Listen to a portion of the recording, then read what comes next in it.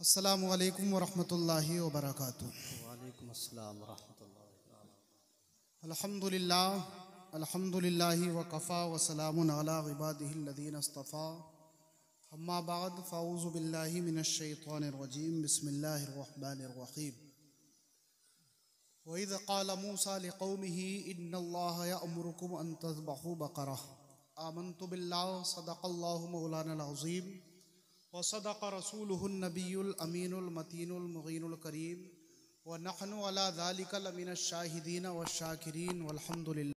हज़रात, वालिदैन बड़ी ये अजीब अल्लाह तबारक व तआला की नेमत है। ऐसी नेमत है कि जिसका बदल नहीं है, जिसका कि कोई इवज़ नहीं है। इंसान हर एक रिश्ते का इवज़ और बदल तलाश कर सकता है, लेकिन इस माँ का, इन बाप का इवज़ और बदल उसके पास नहीं है। इसलिए कुरान मुक़द्दस में भी बेशुमार जगहों पर अल्लाह रब्बुल इज़्ज़त ने वालिदैन की इताअत, उनकी फरमाबरदारी, उनके हुकूक और उनके मकाम और मर्तबे को बताया है। अल्लाह रब्बुल इज़्ज़त ने इस आयत करीमा के अंदर एक बड़े नेक सालेह बच्चे, जो कि अपनी वालिदा का ऐसा फरमाबरदार और मुती बेटा था कि अल्लाह रब्बुल इज़्ज़त ने उसके ज़रिए से पूरी दुनिया को ये पैगाम दिया कि एक अगर इंसान अपने माँ का कहना माने, अपने वालिद की बात की अगर फरमाबरदारी करे, तो अल्लाह रब्बुल इज़्ज़त उसको दुनिया के अंदर भी रोशन फरमाता है और उसके लिए आखिरत में भी सआदतमंदी अता फरमाता है।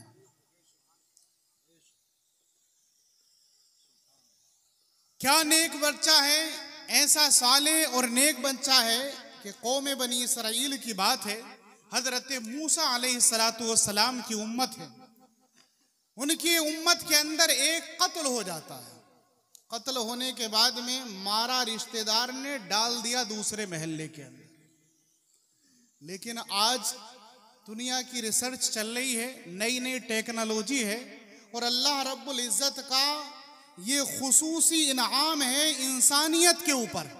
और इंसान की अजमत और शराफत की बात है कि 100 में से 1-2 कत्ल ही ऐसा होगा कि जो शायद छुप जाता हो, वरना अल्लाह रब्बुल इज़्ज़त इंसानियत की शराफत को जाहिर करने के लिए उसके कातिलीन को जाहिर फरमा ही दिया करता है।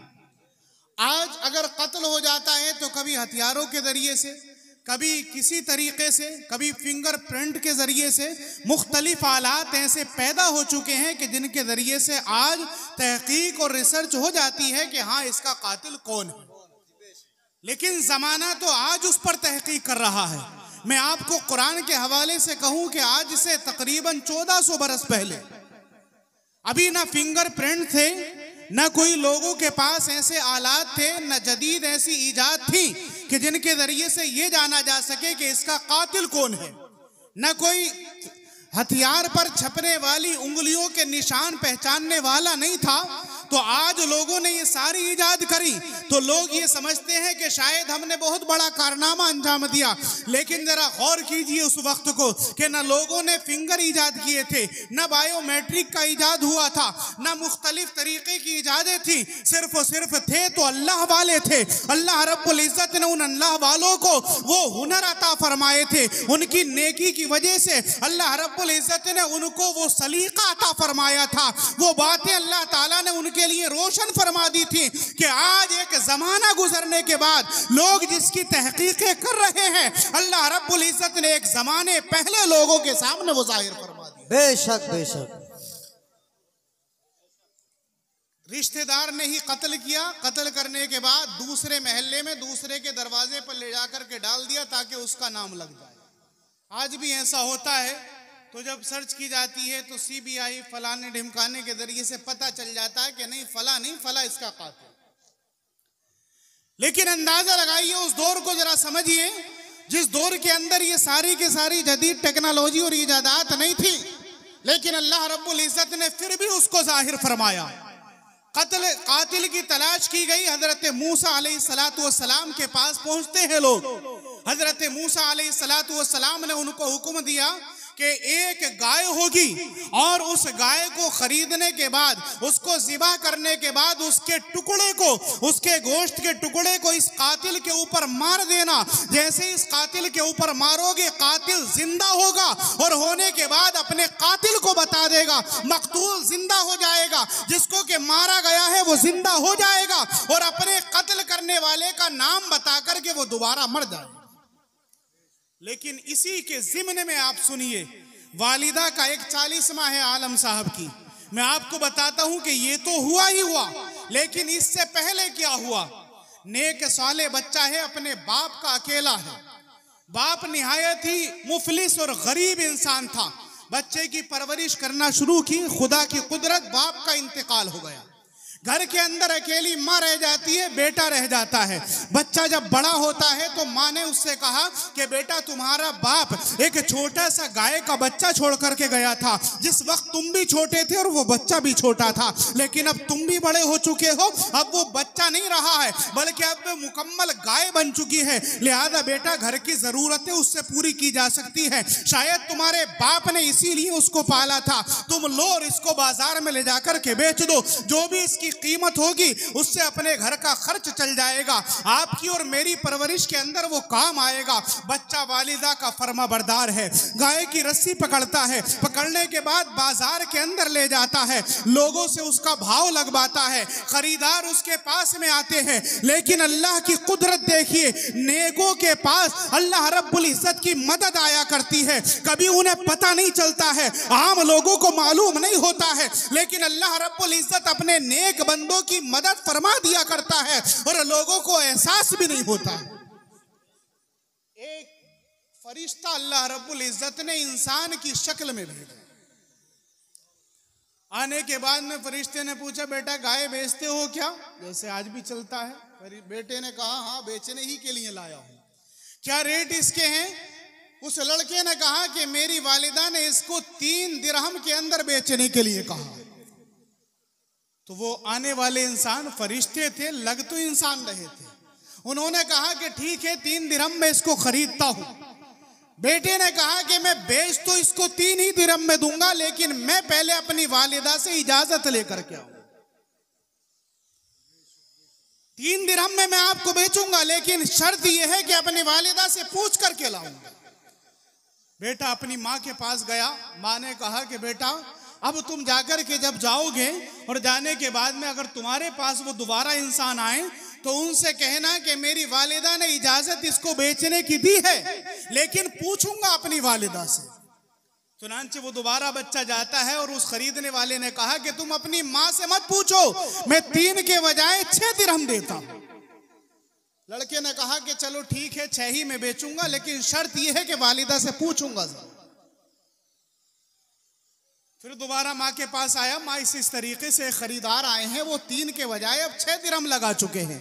माँ ने इरशाद फरमाया कि उनसे जाकर के कहो कि हाँ बेचूंगा, लेकिन शर्त यह है कि पूछ करके अपनी माँ से दोबारा आऊंगा। 3 मरतबा आए तो आने के बाद में उस खरीदार ने बजाय 6 के 12 दिरहम लगा दिया। 12 दिरहम की बात उस बेटे ने अपनी माँ से जाकर के बताई कि माँ, आज तो उन्होंने बढ़ते बढ़ते 12 दिरहम पर आ चुके हैं।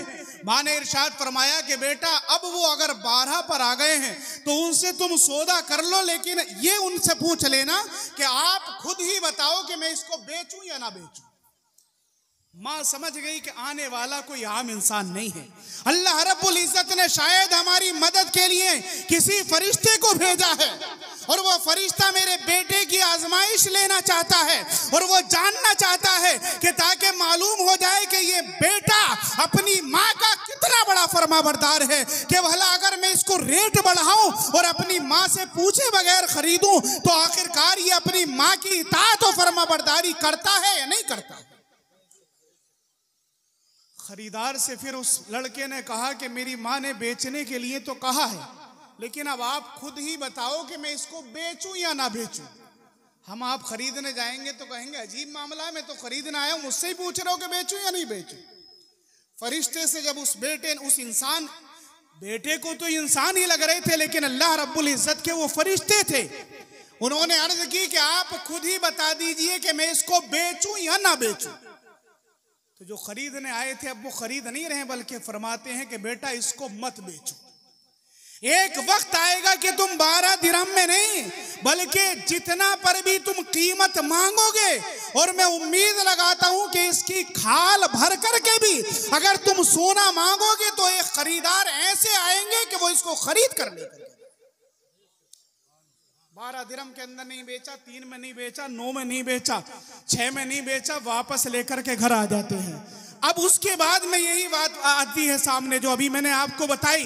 हजरत मूसा अलैहिस्सलाम के जमाने में कत्ल हुआ, आपने इरशाद फरमाया कि एक गाय है फला जगह पर बिक रही है, उसका मालिक फला बेटा है, उसका कलर इस तरीके से है, दरमियाना उम्र की है, एक ही कलर की है, ना वो खेती की हुई है ना थकी हुई है, बल्कि एक नौजवान गाय है, लिहाजा तुम उस गाय को खरीदो और ज़िबा करने के बाद उसके एक गोश्त के टुकड़े को इस मकतूल यानी कि जो मर चुका है इसके ऊपर मारो, तो ये मकतूल, ये मरा हुआ इंसान खुद जिंदा होगा और होने के बाद अपने कातिल को बताएगा और बताने के बाद दोबारा मर जाएगा।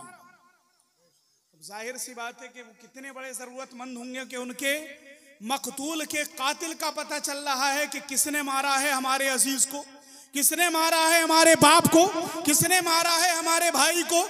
जब अगर ऐसी जरूरत उनके सामने पेश आई, वो जरूरत को समझते समझते उस बच्चे के पास पहुंचे, जाकर के देखे तो वो तमाम तर सिफात कुरान मुकद्दस को खोल करके देखो आप, पहले पारे के अंदर मुकम्मल एक सफ़ा इसी के अंदर भरा हुआ है। हुफ़ाज़ किराम जानते हैं चुनांचे अल्लाह रब्बुल इज़्ज़त ने वो सारी सिफतें उसी कुरान मुकद्दस के अंदर उस गाय के ताल्लुक से बयान फरमाई है। आखिरकार उन्होंने सारी सिफतें, वो सारी की सारी खूबियां उस गाय के अंदर पाई जो हजरत मूसा अलैहिस्सलाम ने उनसे इरशाद फरमाया था। उन्होंने उस लड़के से पूछा कि इस गाय को बेचते हो, फरिश्ते तो पहले ही कह गए थे कि मुंह मांगोगे, जितना पर भी मांगोगे वो खरीदार ऐसे होंगे कि वो देंगे। आखिरकार उस लड़के ने कहा कि मैं इसकी कीमत इतनी मांगता हूं कि अगर इसको ज़िबा किया जाए तो ज़िबा करने के बाद जितनी खाल निकले इसके खाल भर कर के मुझे अगर सोना दो तब तो मैं बेचता। आखिरकार उन्होंने खरीदा और इस लड़के ने बेचा। अल्लाह रब्बुल इज़्ज़त ने उस माँ की दुआओं के सदक़े में, अल्लाह ताला ने उस माँ की फरमाबरदारी के सदक़े में, बच्चा चाहता तो 12 दिरहम में भी बेच देता, इसलिए कि फरिश्ता चाह ही रहा था कि अपनी माँ के पास ना जाए, माँ की इजाजत के बगैर देखता हूँ कि भला अपनी माँ के फरमान के अंदर कितना बड़ा ये मुती है, कितना बड़ा फरमाबरदार है। इसलिए फरिश्ते चाह रहे थे कि किसी सूरत से ये माँ के पास ना जाए, लेकिन अल्लाह रब्बुल इज़्ज़त ने उस बच्चे को माँ का फरमाबरदार बनाया था और बताना ये था कि बेटे तू अगर माँ की फरमाबरदारी करेगा तो दुनिया के अंदर तुझे सआदतमंदी मिलेगी, दुनिया के अंदर खजाना भी मिलेगा और आखिरत के अंदर तुझे नेकियां भी मिलेंगी। लिहाजा ये दुनिया की फरमाबरदारी जो आज अपने वालिदैन की शक्ल में, जो आज अपनी वालिदा की शक्ल में अगर तू करेगा या कोई बेटा अपने बाप की शक्ल में करेगा तो अल्लाह ताला उसको दुनिया और आखिरत की भलाइयां नसीब फरमाएगा। ये मालूम हुआ इस आयत मुकद्दसा की तफसीर से कि अल्लाह रब्बुल इज़्ज़त ने औलाद के लिए वालिदैन के तमाम हुकूक रखे हैं। जिस तरीके से वालिदैन के लिए भी कुछ हक़ है, जब बच्चा छोटा होता है तो वालिदैन की भी जिम्मेदारी है कि वो उसको पढ़ाएं लिखाएं, बेहतरीन रोज़ी हलाल रोज़ी खिलाएं, सही तरीके से उसकी तरबियत करें, गलत मुआशरे के अंदर उसको न डालें। इसी तरीके से जब वालिदैन बूढ़े हो जाते हैं तो उस वक्त में औलाद की भी जिम्मेदारी है कि वो अपने वालिदैन की इताअत करें, उनकी फरमाबरदारी करें।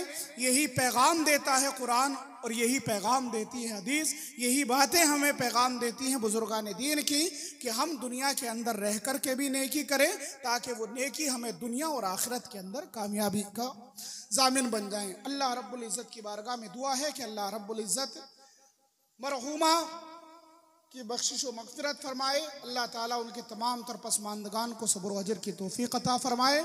आमीन सुम्मा आमीन। वमा अलैना इल्लल बलागुल मुबीन। अस्सलाम।